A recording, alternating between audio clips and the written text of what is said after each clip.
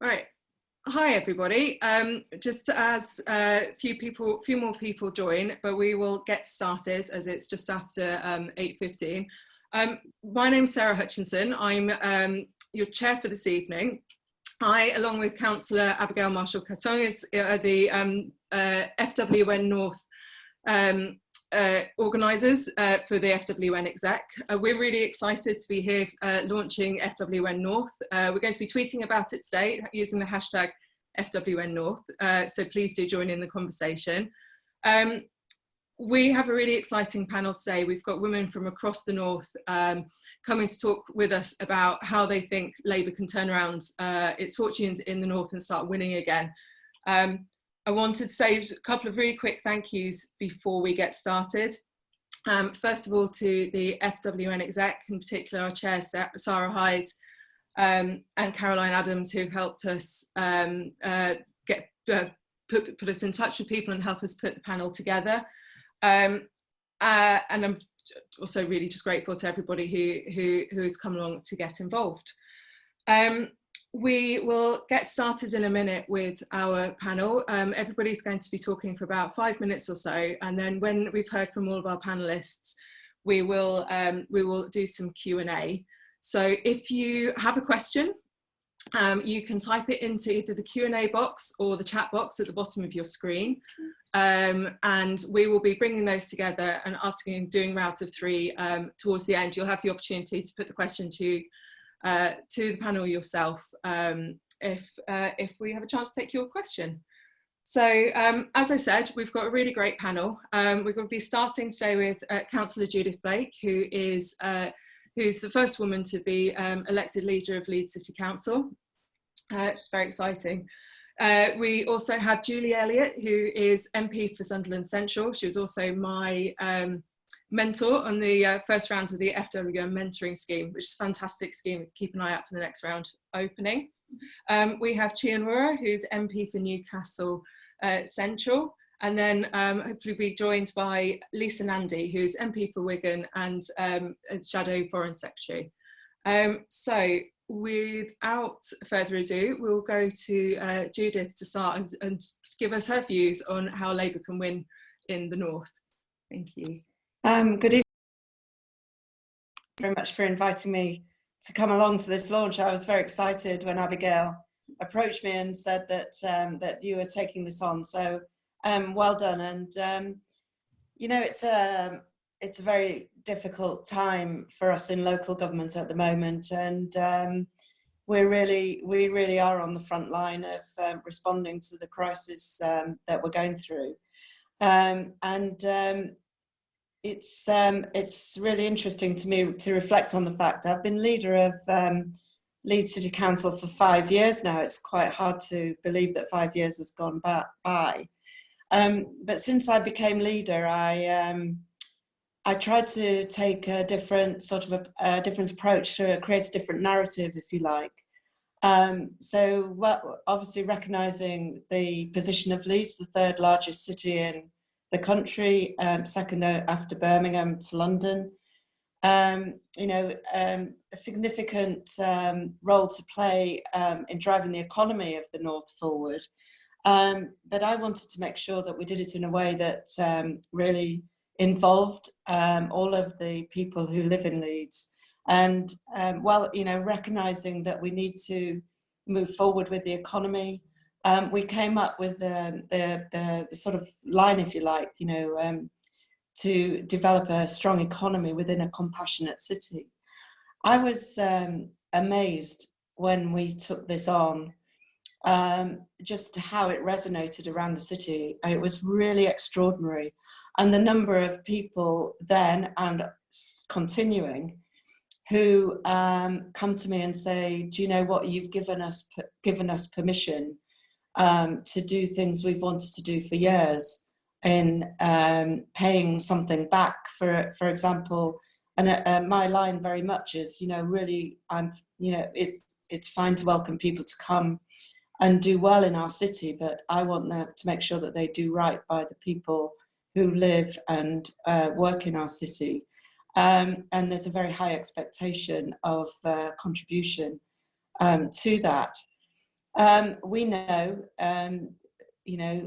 up until the crisis hit, Leeds is really beginning to make its mark, get itself known. We've been very good at doing things for a long time. What we're not so good at is actually going out and telling the world about what we do. But what we know is that too many people in our city and the wider region around it, which stretches out the same story across the north, there are far too many people who aren't benefiting from the success that we've managed to have in our cities and other communities. And I think that has been reflected in all of the debate about the communities that feel that they've been left behind. And whilst we work hard at a regional level, Leeds City Region, to include our districts and really do have a very strong relationship with them and a really strong narrative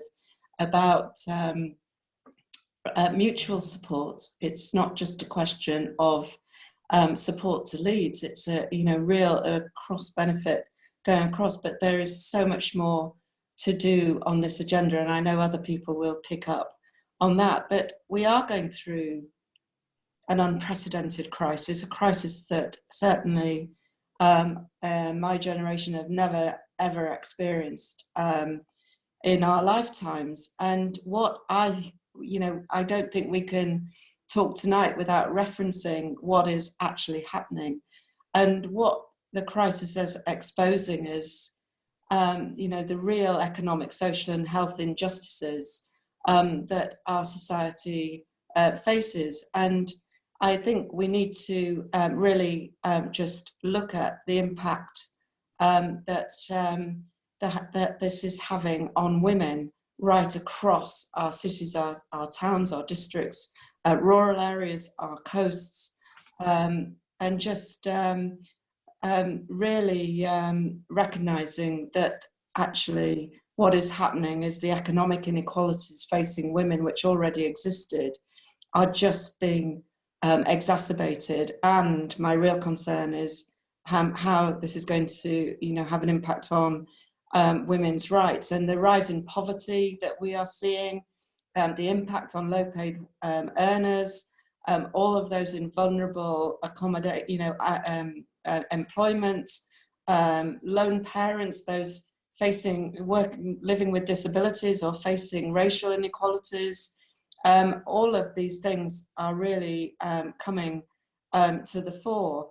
And the IFS statistics show that 36% of young women work in sectors that have closed down as a result of the pandemic. So all of these issues, I think, being highlighted and actually recognised, I think, for the first time in 10 years, we've been trying, along with the party nationally and the MPs on the line will speak about this, we've been trying to get across for the last 10 years just how damaging austerity has been to our communities, to our people.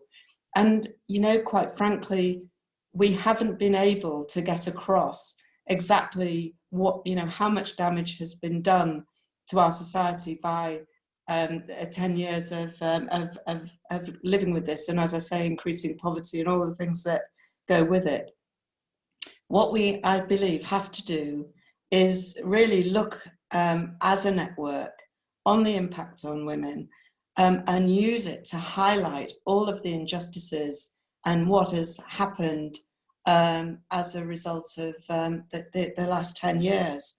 And this is, we've just been, out clapping for carers, for frontline workers, against a backdrop of the government, I think yesterday, suggesting that they're going to freeze public sector workers' pay. Now, if that doesn't give us a campaign to work on, I don't know what will. And I think what we have to do is really look very hard at ourselves as to why we fail to communicate the impact of the last 10 years on people's lives, why it hasn't resonated. And actually now, where people are looking at what has happened, what the impact is, and recognising in many cases there is no possibility that we will go back to normal, but in many areas, I think there's a real recognition that we don't want to go back to normal, and this is our opportunity to really come together and think about all of the injustices that so many people face and how we can frame a new way of working, a new future, a future where people are recognised for their worth, the contribution that they make. And I think it's down to all of us to really call out what the crisis is throwing up, recognise where the help and support is needed, and come together to create that the narrative that we can go out and campaign on to regain trust and to regain the respect that we deserve. So it's a huge moment for us, and I think the launch of the network really focusing on the North, I think couldn't be more timely.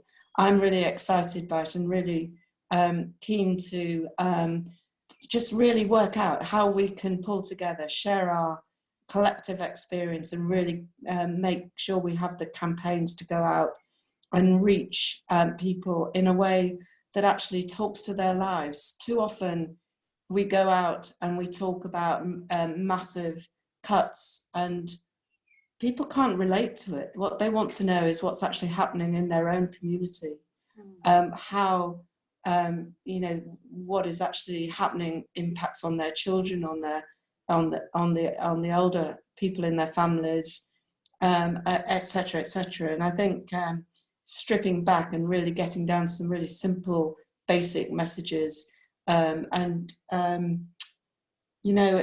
it's what we're learning more and more as we go through the crisis, trying to cope with it, trying to communicate people is a new form of reaching out and understanding what it is that people want from us, certainly as local politicians, and I'm sure that this is replicated at a national level as well. It's an opportunity for us in a horrific, awful situation, which I'm afraid is not going to get better for us anytime soon. But now is the time really to make sure we don't lose what we're learning and we actually come together, get organised and prepare for a long road ahead, but one that I think we can really start to cut through and become relevant again to everybody's everyday life, which I think is what we've lost and what we need to focus on, what we need to do. I'll leave it there. Thank you. Thank you so much, Judith. That's great. And I think that's holding on to the optimism there that you've brought in, and that this actually in difficult times gives us the opportunity to really look forward. Going now to Julie Elliott, who is the chair of the group of Northern MPs, as well as Sunderland MP. So thank you, Julie. You're welcome. Thanks very much. And it's great to be here tonight talking with everyone, and it's nice to see new faces as well, because I think we're all getting fed up of seeing the same people all the time. We're going a bit stir crazy. I just want to comment on something Judith said there to do with austerity before I go through what I was going to say. And I think it's no surprise that some of the highest statistics in the death rate in this crisis are happening in Sunderland and in many northern towns and cities. And that's got to be something to do with austerity, some of the issues where public health funding's being cut. I mean, it'll be after this that it'll be looked into properly, but it can't not be related to some of those things where, communities in the north particularly have absolutely had funding decimated. It's got to have some connection to that. But I'm going to really talk about the northeast when I talk about the north, because we've got people from all over the region here, and unlike colleagues in London where they think the north is everything north of probably Nottingham or somewhere, the northeast is very different from Leeds, from Manchester, from Warrington, from Wigan. even the difference between Sunderland and Newcastle from Chi and I were 12 miles apart, but completely different cities. So I'm going to focus my remarks on the Northeast, and was asked to talk about winning back the North. And I think, you know, the election in December was devastating on a personal level, but also for the party, for the country, for everybody. But, you know, for me, losing colleagues in our region to the Tories in places like Bishop Auckland, Darlington, Sedgefield, Redcar, Durham North West, and in Blythe, where we didn't have the MP, but we had a brilliant new candidate. It was absolutely devastating. And I think what happened in the Northeast was people had lost trust with us. I think the three things that kept coming up, and actually in 2017 it was a bit like this, but in the end people held their breath and still voted Labour. In 2019 they didn't do that. And it boiled down for me, in my community, the three things were the leadership of the Labour Party. It was an absolutely huge issue.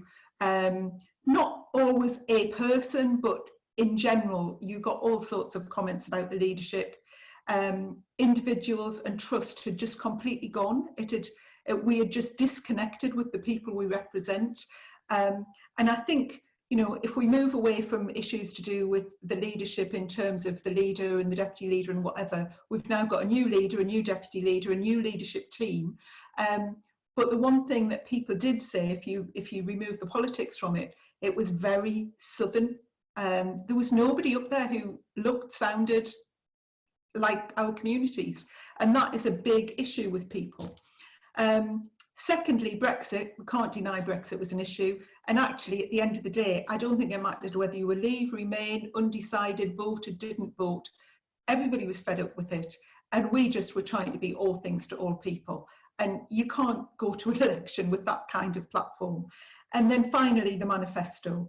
The manifesto had some good things in it, but it was a shopping list and it was completely undeliverable and it was not believed. And actually, when I was doing a bit of work today on what I was going to say tonight, I looked back at my Operation Victory file. Operation Victory was what, when I worked for the Labour Party in the 90s, what we called as organisers the campaign to win back power in 97. And there were two quotes in there. And one was by Kenneth Baker, who was the Education Secretary under Thatcher. And he said, referring to the Labour Party's manifesto in 92, we couldn't resist having a policy on everything, a sure way of alarming the maximum number of people not to vote for you. And we had another quote from Ian MacLeod, who was in the Tory governments of the 60s and Heath's government in the 70s. And he said about his own party, so this is relevant to all parties, at the last election, so this was 66, the Conservative Party manifesto contained 131 distinct specific promises. That was far too much and to put across to the electorate, and the net result was that everybody thought we have no policy. And I think that's from two totally different time periods, one talking about the Labour Party, one talking about the Tories. And the reality is that is always the case. You've got to have a few very clear, deliverable policies that people can buy into. And we have moved so far away from that, it was unbelievable. And Boris wasn't popular in December, but he was seen as the lesser of two evils. And in the end, people went for him and not for us. And that's how, certainly in the Northeast, I think we lost votes and lost the election up here. People were either very angry and couldn't vote for us, who were traditional Labour voters, or very upset that they couldn't vote for us. So that's where we've got to kind of get back to. This current crisis, I think, has shown how people really rely on politicians, local politicians, whether they're in local government or in Parliament. We've had people contacting us who never contact us. And certainly the local council has been the linchpin to everything that's happening in this city, whether it's been, you know, the care homes not having the right PPE, you know, the bins getting, it's been everything. They've been the linchpin coordinating, and the lack of funding to local government has come into stark focus. And I think moving past this, I think central government have even recognised that actually in a crisis situation, if you're wanting things delivered on the ground to work, you've got to work through the structures that are there. And that's local government. In some areas, there's different levels of devolution. I think, you know, I'm a great supporter of devolution, but what we've got in the north at the minute is a bit of a dog's breakfast, where we've got, you know, elected mayors, we haven't got elected mayors, we've got combined authorities, we've got, it's just an absolute mixed bag, and we've got to have a little bit of, I think, continuity of who gets what and how things are delivered. But the funding element for local government after this is so important, because if we don't get the money back into local communities to rebuild from this crisis, then I just fear to think where we're going to be. But to go back to campaigning, obviously at the minute it is incredibly difficult to try and campaign. It is, you know, the things that we build our lives on campaigning on are going out, knocking on doors, talking to people, having coffee mornings, all of those community engagement things, of which we can do none at the minute, and leafleting. So we're kind of stuck thinking, how do we do this? And I've been talking to the people who I work with on campaigning about what we can do moving forward. And one of the things I actually started this week was just to randomly start and ring electors again. Not with any great, you know, thing to say, just, it's me, I'm your MP, how are you getting on in the crisis? Is there anything you need our help with? And I've been randomly picking people around the city, because in electoral terms, that's once again showing that we're there, we're still here. And if everybody if anybody gets a call from their MP or the councillor or whoever, or even just somebody from the Labour Party saying we're from the Labour Party ringing to see if you're okay, they tell their friends and their family. And I think we've got to start and think of ways of reconnecting, because this is going to go on. You know, we're not going to be knocking on doors, I don't think, for another year. I can't see how that is going to happen. So we've got to work on ways that we can communicate with the electorate, and again, just tie them into that local connection. We're here, we're in your community, we're with you through this, and we're here to support you in whatever way we can. And that's how, by getting trust back in us as people, getting trust back in our party, and, you know, the leadership stuff is going on nationally, where I think, you know, we've made massive strides in recent weeks. PMQs have become a pleasure to watch again. I think that's how, doing both things at both ends, we reconnect again and we start and build that trust.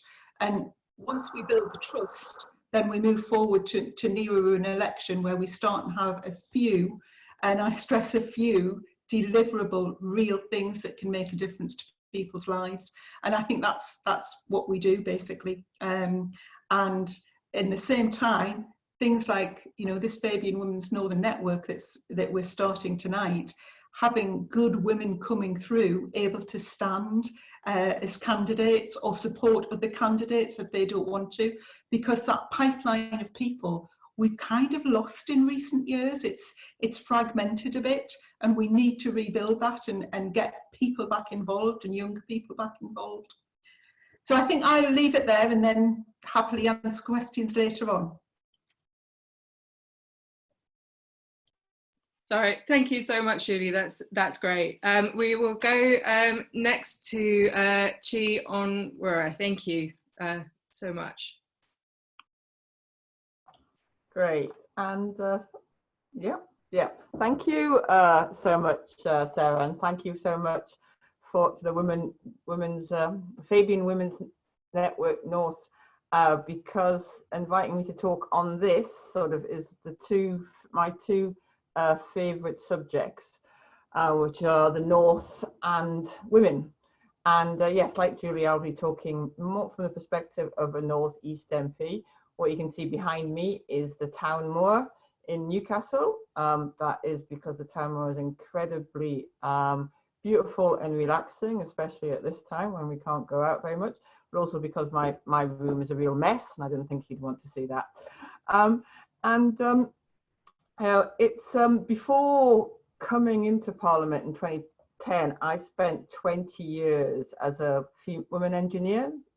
It was it was a great profession. Being an engineer is the second best only to being the MP for Newcastle as a profession in my view, but it was incredibly lonely as a woman. And one of the great things about being, one of the many great things about being in Parliament is the really strong and great network of fellow female MPs, which I really, I really appreciate.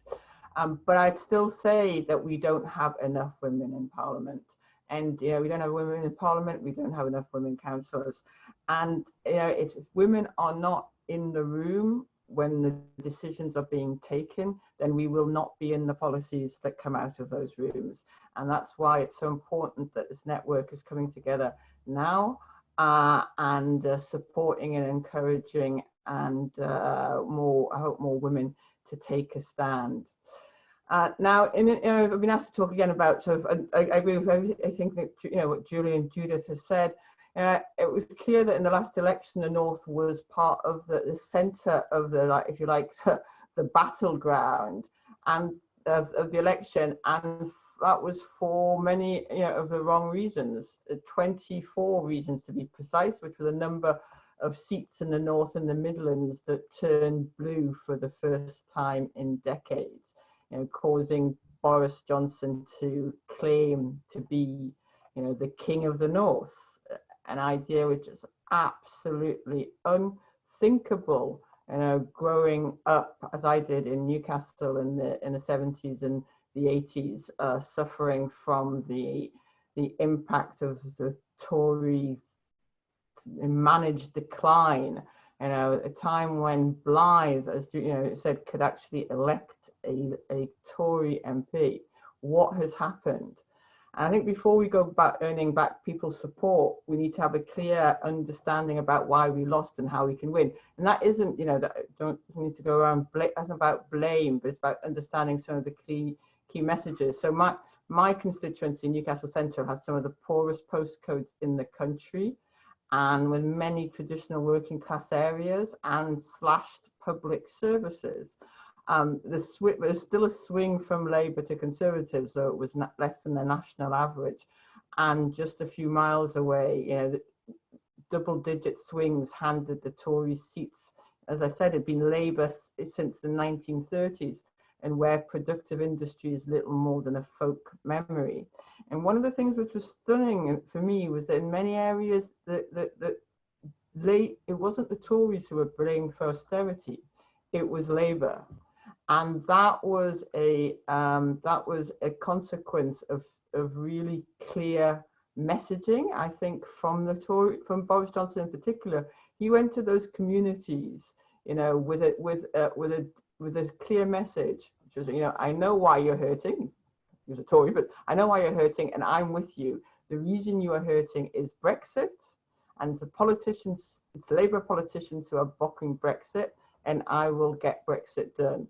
And it was a simple message in plain language that appealed to deep-rooted emotions that had a basis in people's lived experiences. Now you can say, as I would, that it wasn't true. Obviously it wasn't true, but it resonated with people. And I think that moving forward, we need a clear message that inspires hope for change, and not only, a vision, but actually a clear, credible plan. We had in the election in 2019, we had, lots of excellent policies, and, I should know, I wrote some of them as Shadow Minister for Industrial Strategy, Science and Innovation. But, as Julie said, by the end of the campaign, it was sort of, the commitments were totally overshadowed by a huge Christmas tree of policy promises, which it had no credibility in terms of response to the pain that people were feeling, and left people asking the question where good jobs will be coming from in the future. And as Judith and Julia have said, the principal burdens of austerity have fallen on women. And we see, and also technological change. You know, ONS figure shows that 55% of zero-hour contracts are held by women. We also see, as we clap for the carers, that the professions where women are dominant, such as social care, are very badly paid, where the professions where men are dominant are much better paid. And what we need to do in particular now, you know, when in the grips of this terrible pandemic, what it has done, one of the many things this pandemic has done, you know, has shown that our capacity for change is far greater than we thought. And we now have to make sure that we have a message which is about not going back to what it was, because the economy did not work for most people, but a message which is about building back something which is better. Because also, I think it's really clear to me that there is a real possibility of the return of austerity. We are seeing now, and I think the spending on keeping people in jobs, but there's already talk about the need for cuts to not only to public sector wages, but also to spending generally. And we know that 86% of the burden of austerity so far is falling on women. So women will be further disadvantaged by any return to that narrative of austerity. And that's why I think it's, in order to go forward and win, we have to capture the narrative now about a future which is hopeful, which is about going forward, not back, and which is about putting people back in charge of their own economic productivity. There's a lot of sort of discussion around, you know, jobs are going to go to robots, sort of thing. Climate change means that we're not going to be able to have manufacturing. You know, we need to have a economic story which is about putting people back in charge of their economic destiny. That's about localism. That's also about you know, clean, green growth and manufacturing. People are the wealth producers, and rather than redistribution or pre-distribution or whatever you want to call it, people should be in a and it means in the North, should be in a position to have control over the new means of production for the 21st century. And that's about localism, technology, green industrial revolution, skills. And it's also about building on the sense of solidarity which has come out of this crisis, the sense that, you know, our health is only as good as the person next to us. And that, you know, if we can capture that, and particularly, I think, in, you know, telling that story and having women telling that story and being part of campaigning to get that message across, so that it reflects the real experience of, and particularly working class women. Because, you know, just to finish, we have it was the North that built the British economy in the first industrial revolution. The wealth was not shared. We have an opportunity now with the green industrial revolution, the post-COVID rebuild, and the fourth industrial revolution to build an economy where it reflects the talents of working people, and where the rewards of that economy are fairly shared amongst all. Thank you. Brilliant, thank you very much. And now our last speaker is Lisa Nan DMP. She's going to do a quick 5 minutes, and then we will move on to the Q&A. If you have any questions, we'll try and get through a couple of rounds. Please just pop them in the Q&A box and we will try and get to you. Thank you, Lisa. Sorry, I'm hopeless with the computer. That's why I was late.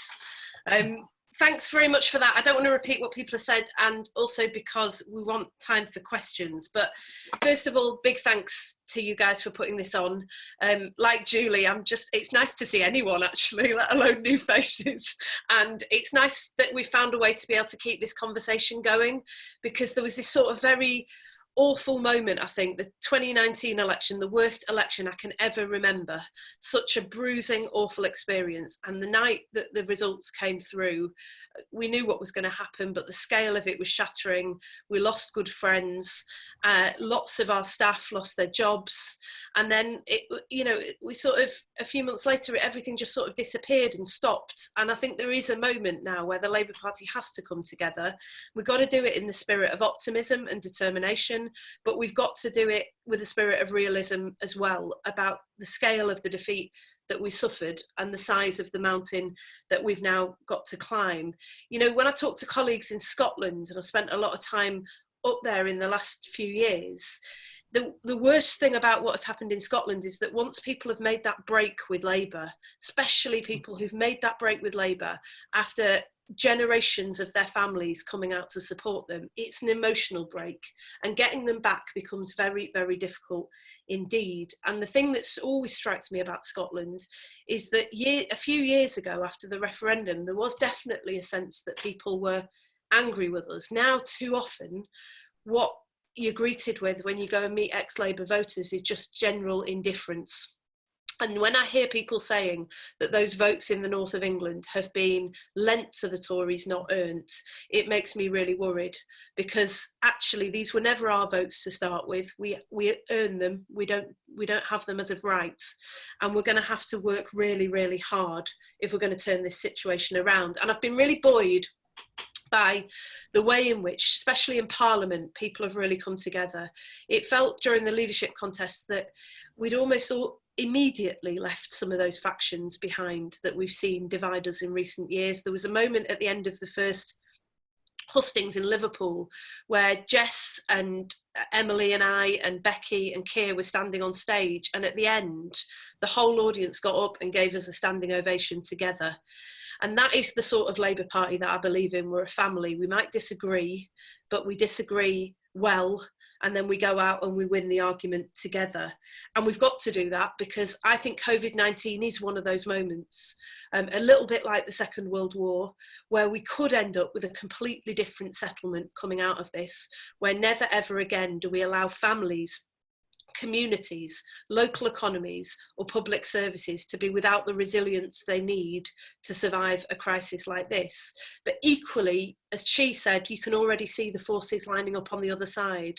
And I listened to George Osborne the other night, who's resurfaced and was on Question Time talking about how when this is over, there's going to be a need to tighten our belts, and listen to Rishi Sunak talking about, the need for fiscal measures to combat COVID-19 and the immediate public health crisis. But when this is over, he said, this is going to be a long and deep recession, and we've got to think seriously about what we do. And so we're at a crossroads, and this is a fight that we have absolutely got to win. And we've got to win, not least because, as a lot of speakers said, Judith and Julie and others, that it's women who've borne the brunt of austerity, and a lot of women in communities like mine who for a long time have watched good jobs disappear, life chances disappear, public services that are starved of funding, and cannot survive this again. So a few suggestions about how we win.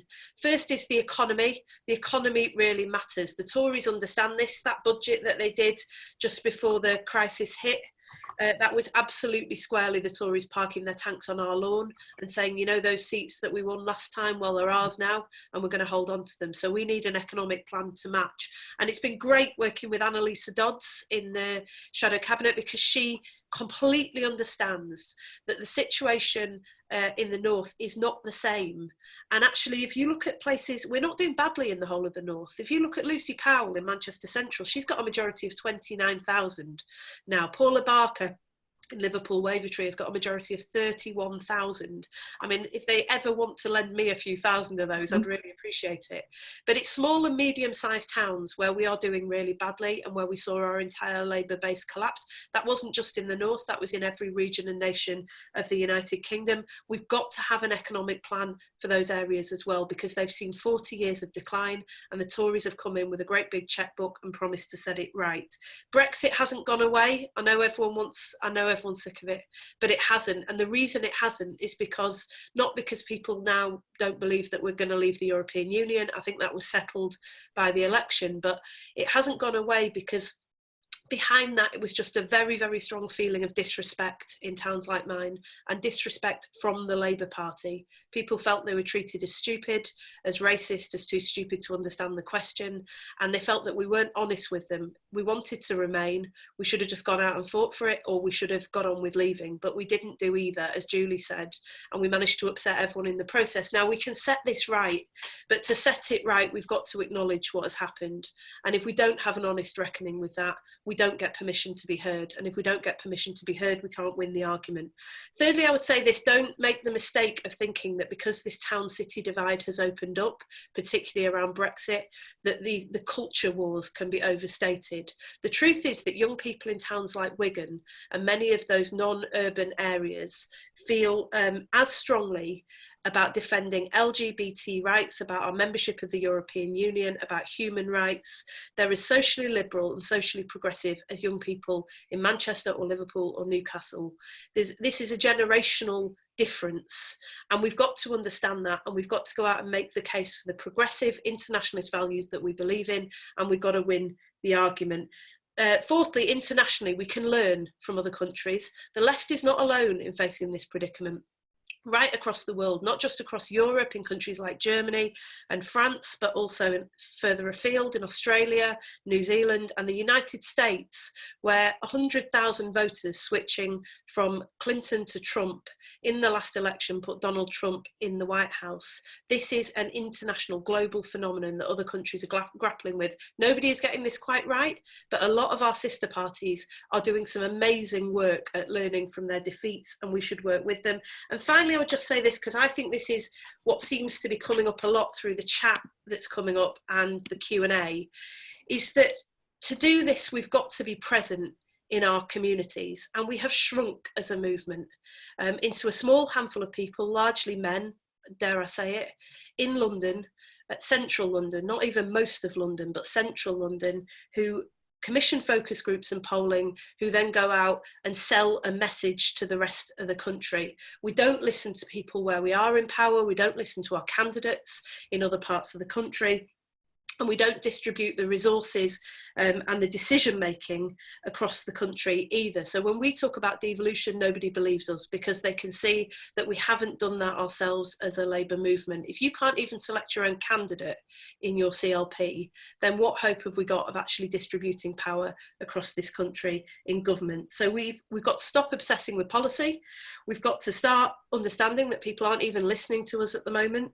And we've got to go out and shift power to equip our CLPs, our councillors, our candidates, not just to do the campaigning that they want to do with the resources that they need, but also to deliver that real change on the ground and to drive the direction of this party. I'd love to see our regional conferences, for example, becoming the place where we actually make policy, because how many people do you know that can go to national conference once a year and debate out and make our policy, or sit in the National Policy Forum and have any kind of input into that? We've got to become that grassroots party again, or we're never going to turn this around. And finally, I would just say this, is that I couldn't agree more with Chi about needing an ambitious story to tell about the future.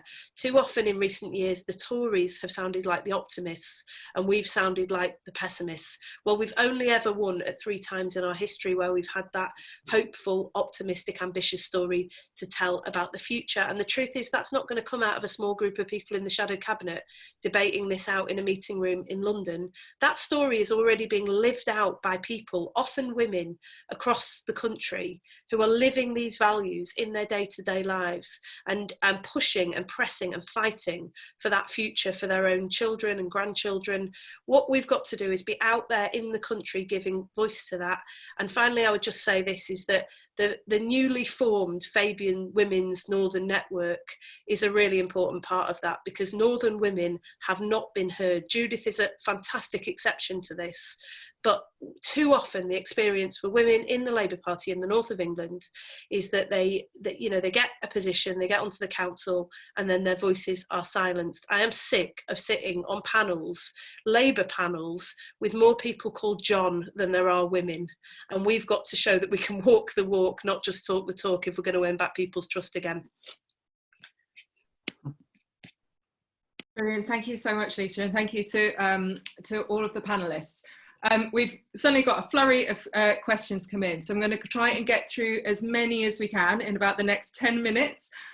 So we'll take 3 at a time, but if panelists could maybe pick one that they most urgently, or 1 or 2 that they most urgently want to answer, and focus on that, just so we can get as many people's in as possible. So we'll start with Ruth Allcroft, who was PPC in Carlisle in 2017 and 2019, I believe. Thank you.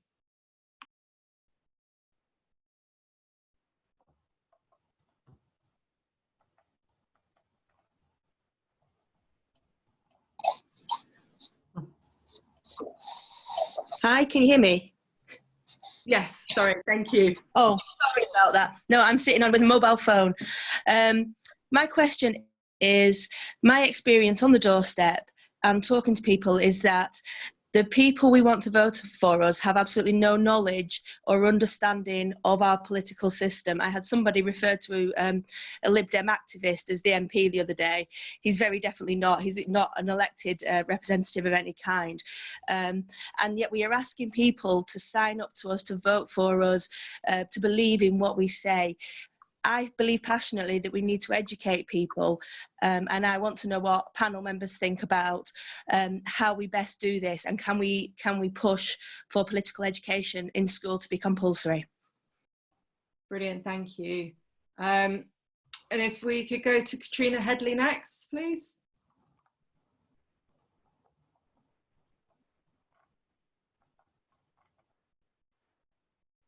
Is it going to work? Oh. Can you hear me? Oh, yes. Hi, good evening. Thank you very much, and I hope you won't mind, as I've said in my note, an interloper from Scotland, but one of the few good sides of this lockdown is getting to be able to attend so many great events that you wouldn't otherwise, because they're being broadcast online. So this is the second of these FWN Women's Network events that I've done in the last couple of weeks. Well, my question specifically to this group, and why I wanted to come and join this Zoom this evening, was about the experience of the loss of the Red Wall in December, because it wasn't the first North that Labour lost, and as Lisa very eloquently put, and from her experience in the leadership campaign, she's obviously been up in Scotland a lot and heard about the experience up here and the wipeout of 2015. So I'd like to hear from the panelists about what lessons you think there are to be learned.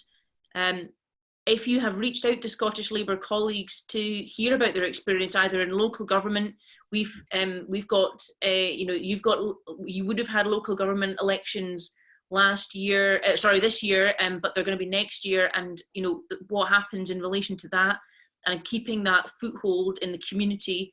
And also, 5 years on, Scottish Labour is still no further forward in making a comeback. We are in a very low third.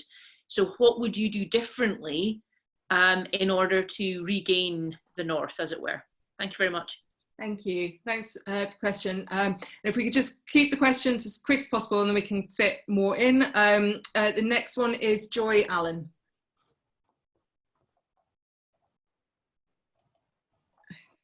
Goodbye, Joy.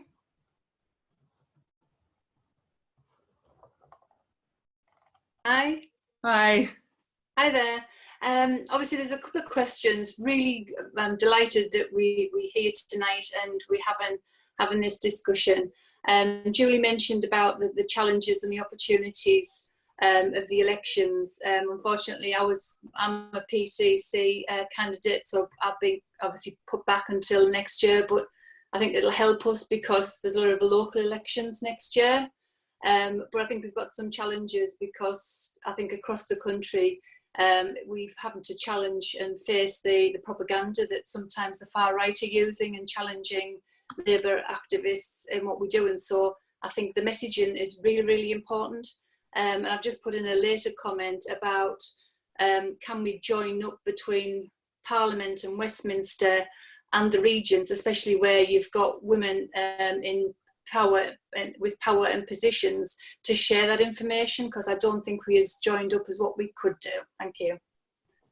Brilliant, thank you. And I think we probably won't, I've just had the time pointed out to me, probably won't fit another round in, so I'm really sorry about that. But if we just go back to the panel in order. So starting with Judith.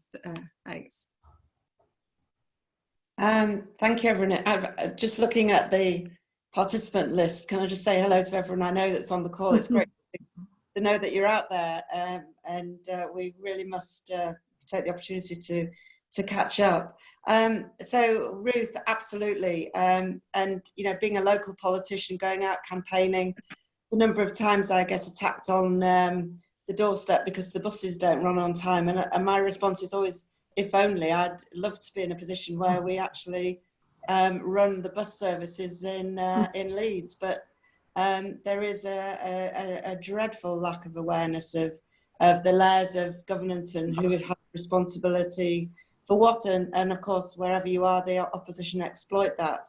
I'm not sure that we should hold out for education in schools. I think whilst ever the Tories have any influence, they'll do their best to prevent it. It was Margaret Thatcher who took out the civics sort of education out of schools for this very purpose, so that kids, you know, couldn't get that knowledge in school. But we have to find other ways to do it. So let's get together and find other ways that we can reach out and have those programs of education, whether it's through, it's very interesting actually with the COVID crisis. I'm not sure if you're picking up, but there's been quite a resurgence in applications for membership of trade unions because of the safety aspects of going back to work. And perhaps we need to get together with our union colleagues and just work out how we can come up collectively with a program of education. That used to be such a strong route that we've lost over the years. So I wouldn't hold our breath for getting schools on board unless we have particularly enlightened people in some of them. But there must be other ways that we can do this, and we have to do it. And going on to Catriona, something happened in Scotland. The debates with young people around the first independence vote were unbelievable.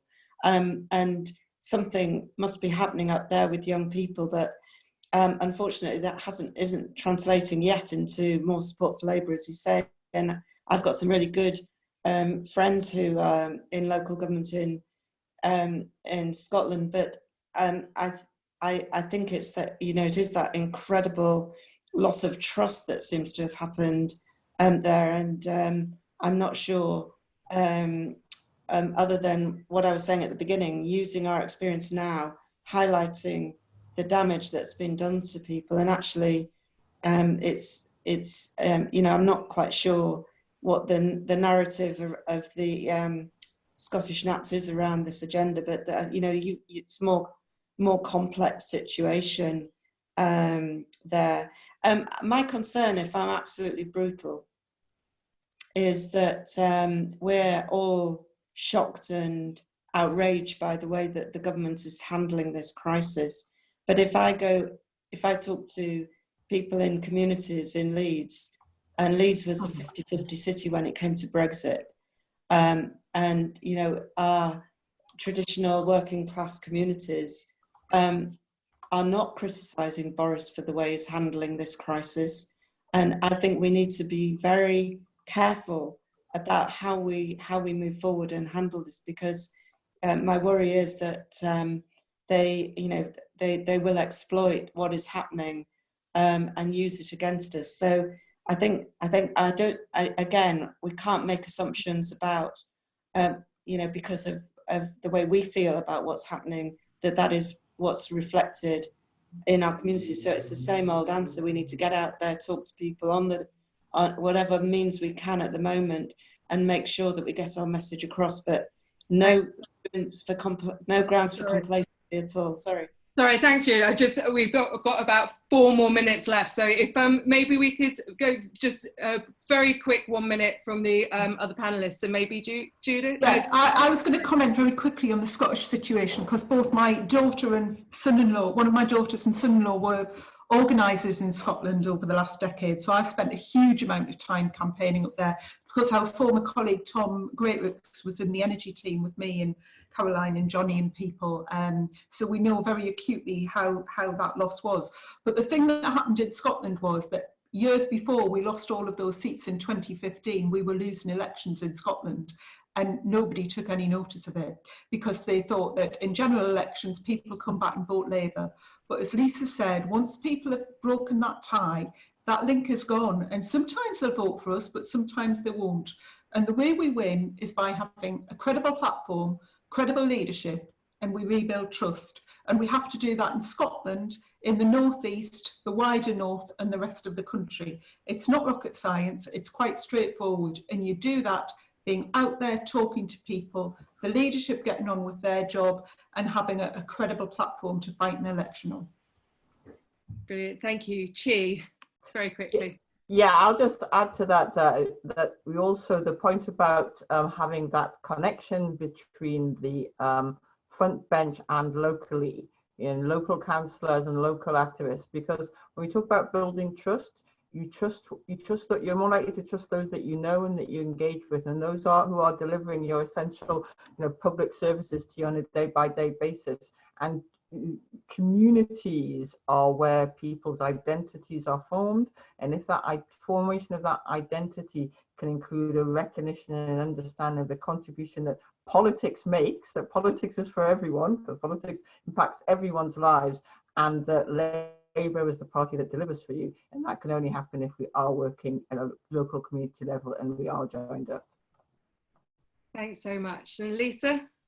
I guess there were 4 things that I learned from Scotland that spring to mind that I think are relevant for England. The first is that the CLPs have shrunk in precisely the places where we're doing badly and we need to win. And often that's a reflection of the fact that people are leaving us. And so they're not joining the party there, we're not attracting people. But it's also a reflection of the fact that those are the ageing places and we're doing badly amongst older voters. And so we just have fewer people in our parties. The problem is we've got the least campaigning resource and the least community presence in the places where we most need it. So the National Party needs to step in and think, how do we address this? By putting resources into those places, but also by thinking about how we could run public services effectively in those services. Why shouldn't we be running CWU childcare for postal workers and stepping in to support people where the government quite simply is not? We used to do this sort of thing in the Labour movement and we need to do it again. Secondly, the campaigning techniques that we develop in London that we think are so brilliant don't work in a lot of those places, and if you've got to get a ferry from one side of your constituency to the other and the houses are a 10-minute drive apart, then a lot of the campaigning techniques that we've developed in the last few years just don't make any sense at all. So when I say we need to hand real power to those places, why aren't we doing things at National Conference, for example, or Zoom seminars where we could get people to come with these problems and we could get some of the really whizzy tech people that we've got to start developing new techniques with them that actually meet the real challenges that our activists have got. Thirdly, we got ourselves into a place on independence that I think was an exact parallel to what happened with Brexit in England, and it's why I saw what was about to happen with Brexit coming, because we'd seen it before in Scotland. I believe in a United Kingdom. I genuinely believe that is better for working class people in Scotland and better for working class people in Wigan.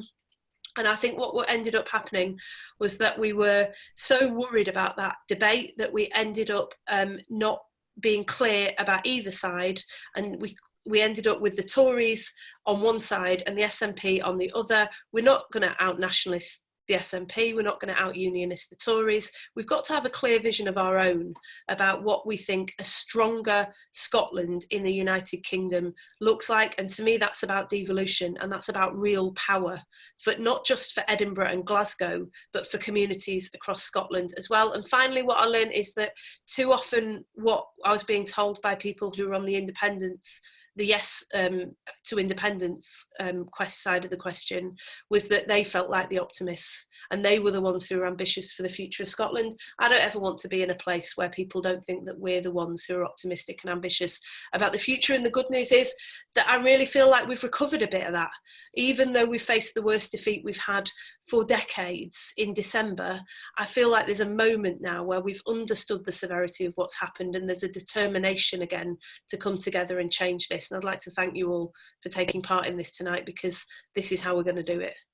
Brilliant. Thank you. Thank you to all the panel, and thank you to everybody who sent a question. I'm sorry we didn't get to all of them. We are just running very slightly over. We're going to hear from Kate Green just to talk a little bit about the Fabian Society before I pass over to my colleague Abby, who's just going to tell you how you can get more involved and wrap up the meeting. So thank you very much, everyone. Thank you very much, Sarah. It's been a really interesting evening to eavesdrop into. And I really have enjoyed the spirit of optimism and ambition that we've been talking about tonight. It's a very good moment for the Fabians and for being a Fabian woman. The society is growing. We've had the biggest surge in membership, and we now have the largest membership that we've ever had in our whole history as a society. And it's really great to see so much vibrancy among the different communities within the Fabians. Our young Fabians running a brilliant programme of events, this event tonight, and I think we've really been liberated actually by the crisis to think much more imaginatively about how we can connect through technologies, and we're able to do so much more and be in contact with each other so much more as a result, although I hope we are going to be able to meet up face to face again at some point in the not too distant future. We need new imagining, new thinking, new creativity. The crisis we are going through is the kind of change that only comes once or twice in a century, and we need women to be at the heart of that creativity and thinking, and that's a great opportunity, I think, for Fabian women as well. So I'm very excited by where we are as a society.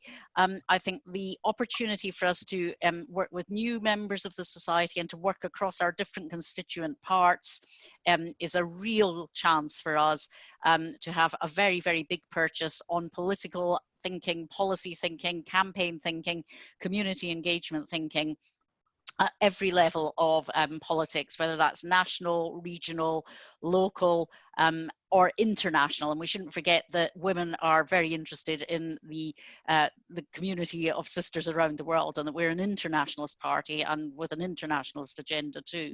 So I just want to say it's great to listen into events like these. There are lots and lots of them now going on pretty well every day of the week. And we, I think, are really keen to have as many opportunities as possible to share ideas and share energy and share hope.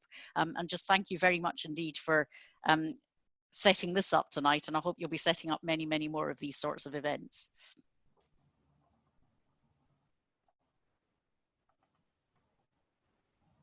Right, thank you very much to Lisa, to Julie, to Judy, to Chi. We're so grateful that you've given us your time. Normally, you know, Northern women are very hospitable. We normally would give you food, give you drink. So don't worry, that will come with time when all of this is over, all right? For Fabian Women's Network North, we're really, really excited that we're putting this together, because we love coming down south, but you know what? We love the north. We love where we are. So we just want to work together. We want to have our collective effort together and share the dreams that we have to winning back the north. Now we are here and we are aiming to know that 59 seats were lost in December. We're still hurting from that. We've got local elections coming up next in May next year. We've got PPCs going up as well for election. We've also got mayors up for election. So what we would like to do with FWN North is to ensure that we stand together and organize and campaign.